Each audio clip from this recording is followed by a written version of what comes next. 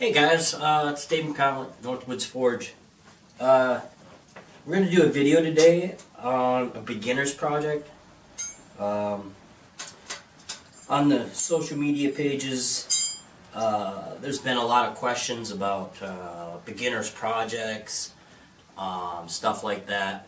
We're going to cover quite a few bases today.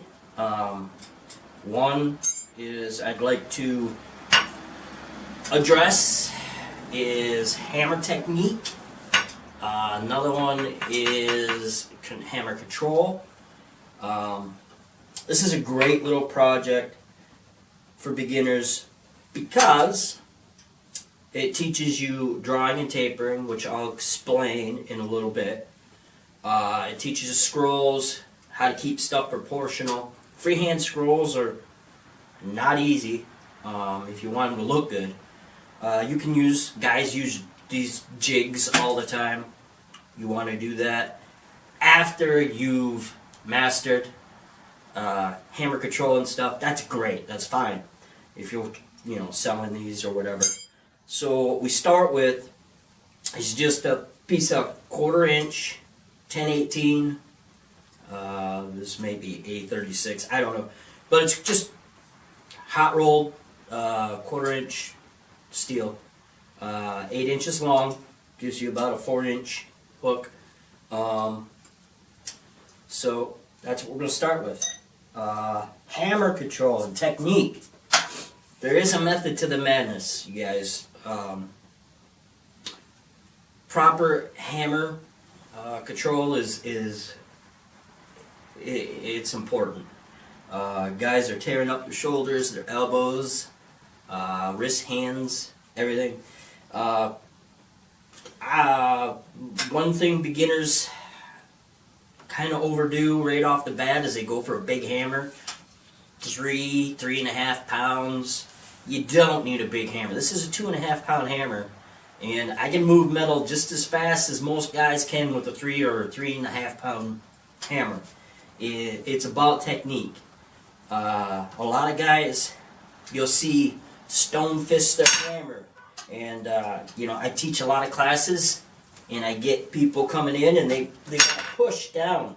Don't be doing that. Don't do that. That sends all these bad vibes up your arm, tear you up good.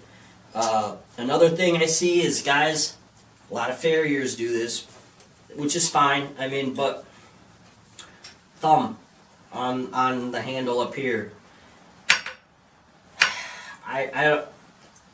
I have no scientific explanation for why it's not good. I think it's a no-no.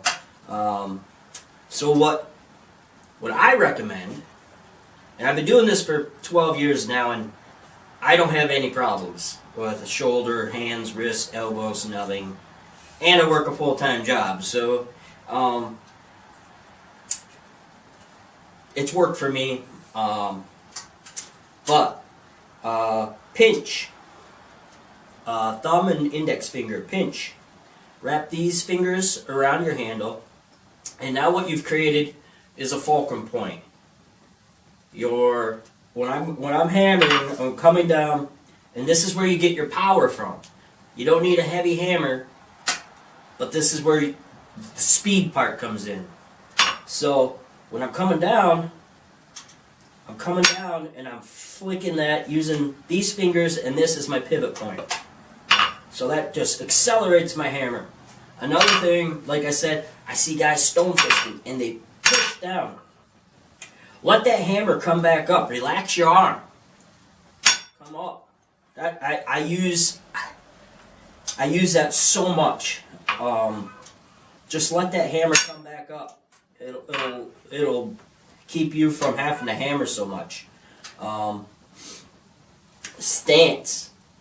Feet shoulder width apart. You got to have a good base, just like with anything. General rule of thumb for anvil height is at the end of your fist. General rule. If you have a bad back or something, that can be adjusted. But just for a general rule of thumb. So, I guess that covers the basics. When we draw this out, we're going to go, this is a piece of round stock, 1/4 inch round. We're going to draw it out in a taper, but we're going to taper it square. I'm going to draw it out square, and I'm going to do it on the horn. The reason I'm doing it on the horn is because this is rounded. So when I'm drawing this out on the rounded part, it's squishing it straight out. If I do it on the face of the anvil, you can do it on the face of the anvil. I'm just going to be able to do it faster and more efficiently on the horn. When you do it on the face of the anvil, you got 2 flat surfaces. So you're actually spreading the metal out in 360-degree direction. Whereas on the horn of the anvil, you're stretching it out 180, stretching it out backwards and forwards. And this, like I said, this is a great project for beginners. You beginners are always asking what are some good projects that sell. Everybody can sell these. They're just, and they're handy around the shop. I actually do this for a warm-up exercise before I start the day. This is the first thing I make every time I start the forge. So it's a good warm-up exercise, and then I just throw them in a pile, and when I go to my little demonstrations and then the little arts and crafts fairs and stuff, these get sold for about $5 a piece. I mean, you're not going to make a killing off them, but they'll pay for gas. So I guess let's get started.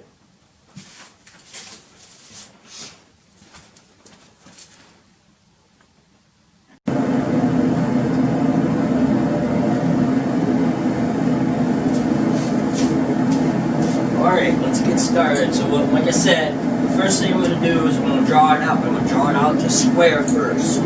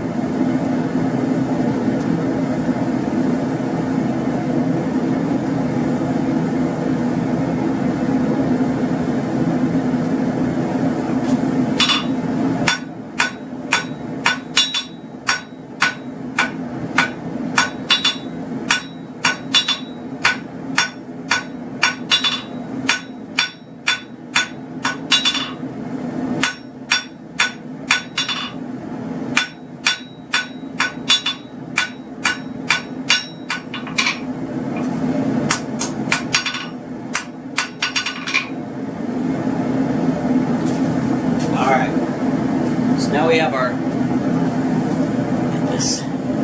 our square taper. So what I'm going to do now is I'm going to come in with another heat and I'm going to knock down these corners. And we're going to turn it into an octagon. And then from there we'll go to round.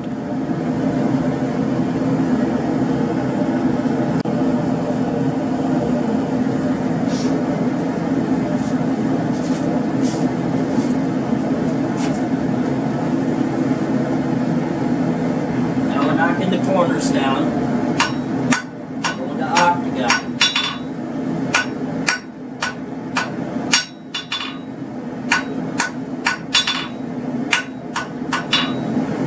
Alright, so now I'm gonna round it up. And I'm gonna do this fairly cold.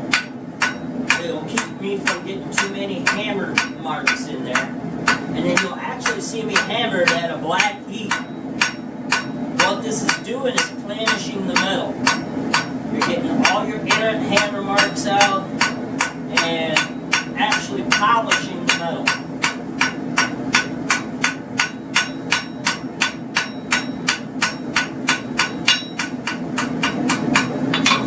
And another thing I'm going to show you that I do here is I measure this. Because when I draw out my next taper, I want it exactly the same length as this one. Now I know that this was 8 inches when I started, and I'm at 9 inches now, so I know I drew that out 1 inch. And now we're going to move on to the next side.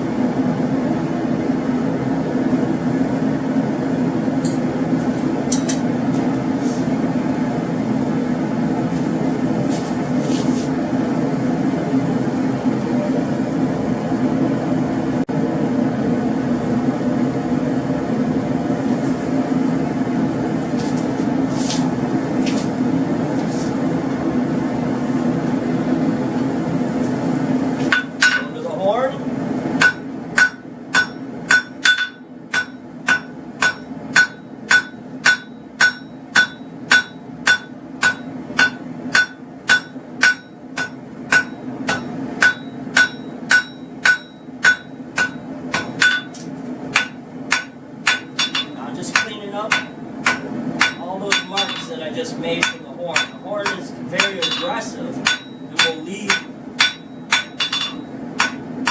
all the hammer marks and marks from drawing it out from that half round.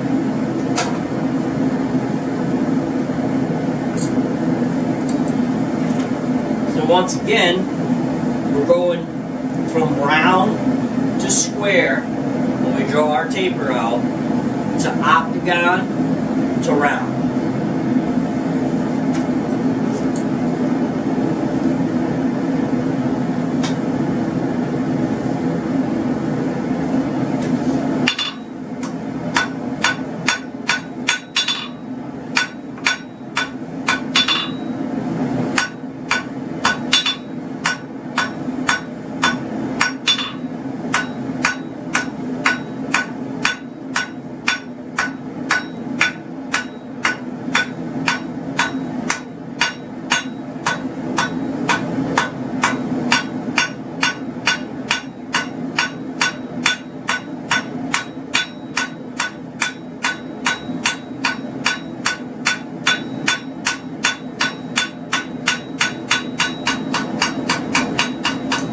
I'm going to measure it again, make sure that I drew both ends out the same.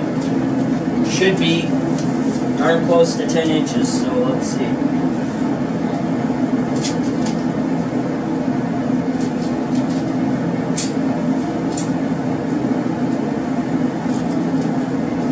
About a 1/16 of an inch difference, I'll call that good. So now we're going to draw out our scroll, or draw out. We're going to start scrolling. So I'm going to come over to the far side of the anvil.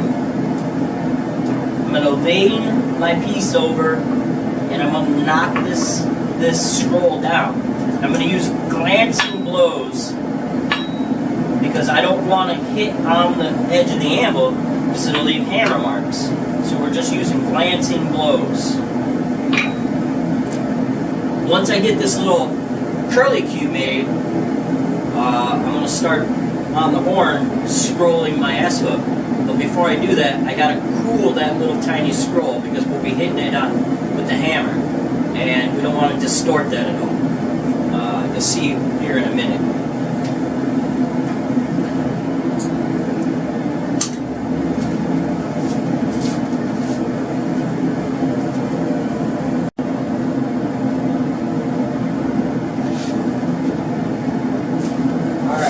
With our little scroll. So we're going to come over to the edge of the anvil and knock it down, and then we're going to back it up.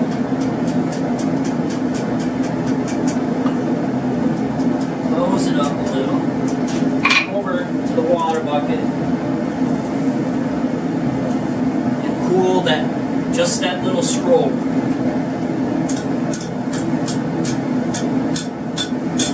Again, we're using glancing balancing hammer blows, and we're going over the horn of the anvil, feeding it down the horn. We don't want to leave hammer marks in our work. It's all about hammer control, folks. So that's what we got.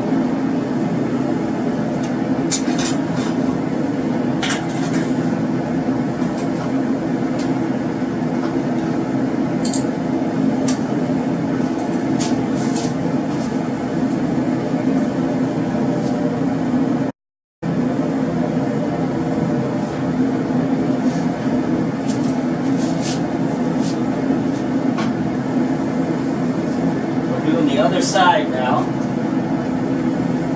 Go for the edge of the anvil. Back it up.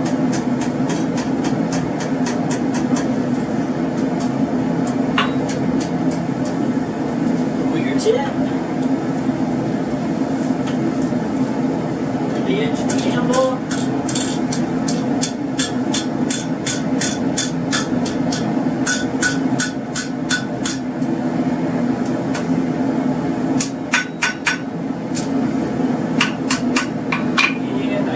That one a little bit, maybe open it up a little bit.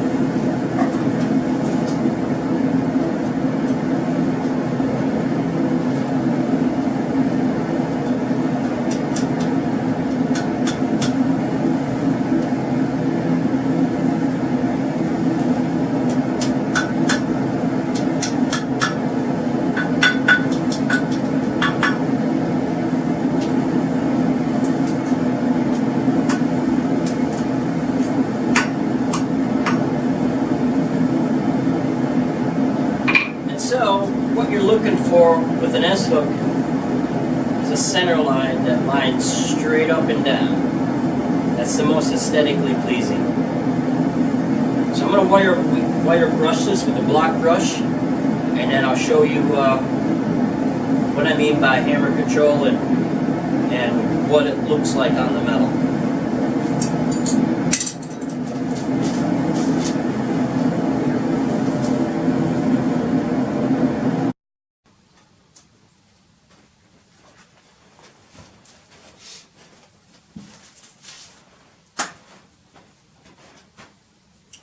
Alright, I've wire brushed this just to clean it up and cool it off in the water bucket. This is our S-hook. As I said before, cosmetically, you're looking for a straight line. When you hang it, it should hang pretty vertically up and down. So, hammer control, guys. This is what we're looking for.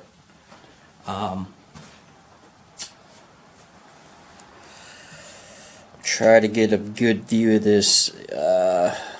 Hammer marks. There really is no hammer marks. For good blacksmith, this is what you're striving for. I know the trend right now is the hand-forged look, where, you know, people want hammer marks, but a sign of a good smith that has good hammer control, you don't want any hammer marks in your work. You want it nice, smooth, clean looking.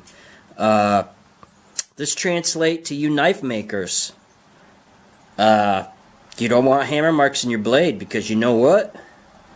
Those are marks you're going to have to grind out anyway. So the smoother the finish, the better you're doing.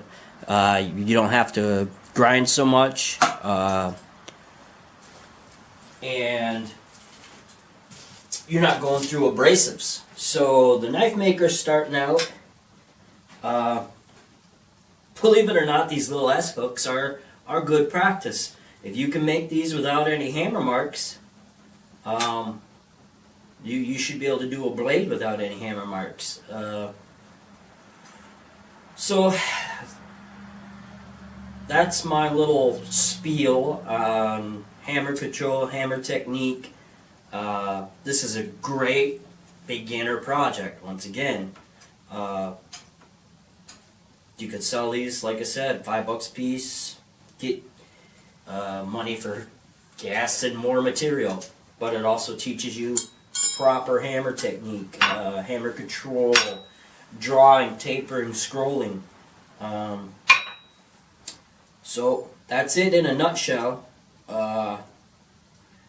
If you have any questions, type them in the comments. Let me know. I'll try to answer them best to my ability. If you guys got any other ideas for a project that you would like to see done, let me know. Maybe I can work another video up. I'm actually thinking about doing a bottle opener next, because it's kind of on a next step where we can throw a twist in, or more drawing and tapering, but we'll be actually punching and drifting a hole, which is kind of like the next step.